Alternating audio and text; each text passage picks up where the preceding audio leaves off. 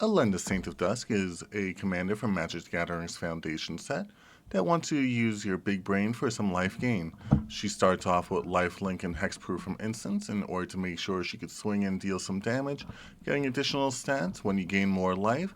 +1/+1 and menace when you have 5 or more life than your starting life total, and she becomes a 10/10 when you do have that 10 or more. In order to get that life, we have cards like Hinterland Sanctifier, Soul Warden, Authority of Consuls, Distinguished Conjurer, Life Creed Duo, Suture Priest, Daxos, Blessed by the Sun, Dazzling Angel, Pious Evangel, and Benevolent Offering for creatures to get on the board and gain you that life. For additional life gain, we have cards like Chalice of Life that will also deal a little bit of damage, Pristine Talisman, which will also give you a bit of mana, Fleece Ram for life gain every turn, Aetherflux Reservoir for some life when you cast some spells, along with a little bit of payoff for that life that you're going to have. Elixir of Immortality to get your graveyard back into your deck, and get you 5 life while you're at it. In order to deal damage while we're getting that life, we have cards like Grey Merchant of Asphodel, Exsanguinate,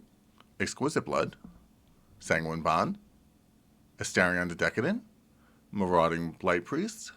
Starscape Cleric, Vito Dorn of the Dusk Rose, who can also give some of your creatures lifelink. To get some additional payouts at life, we have Angelic Accord, Cat Collector, Darian King of Kaldor for some additional tokens for those other tokens we had. For some +1/+1 counters, we have Ajani's Pridemate, Essence Channeler, Koala, Ajani's Pridemate, Exemplar of Light, which will also get you some card draw, Fiendish Panda, Scion of the Swarm, Nyctos Paragon, Righteous Valkyrie for some stat boost,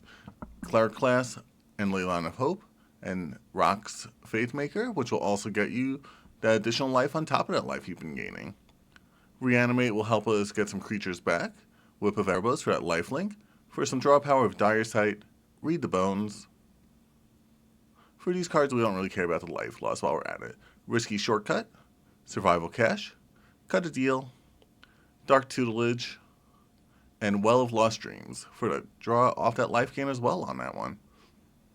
For some removal, we have Path to Exile, Swords to Plowshares, Lucky Offering, Terror, Momentum Breaker, Crumb and Getter for some protection along with Selfless Savior, Maximum Overdrive, Swiftfoot Boots to make sure you can attack right away, and for some additional mana we have Soul Ring, Arcane Signet, Knight of the White Orchid, Mind Stone, Commander Sphere, Solemn Simulacrum, and Life Insurance. And then for the lands that we have in the deck, we have Sunlit Marsh, Isolated Chapel, Cave of Koilos, Shine Shadow Snarl, Forsaken Sanctuary, Desolate Mire, Fetid Heath, Orzhov Basiliska, Neglected Manor, Temple of Silence, Evolving Wilds, Terramorphic Expanse, Black Dragon Gate, Exotic Orchard, Driving Moor, Driving Heat, and then, of course, some swamps and some plains. So that's the video for Elenda Saint of Dusk. If you do have any comments or concerns regarding the deck about how it should be improved or some cards that I might not be running as well as I should. But please like, comment, subscribe, and subscribe so you can tune in next week for when we cover Burgonne, Soldier of Meldus. Thanks for watching.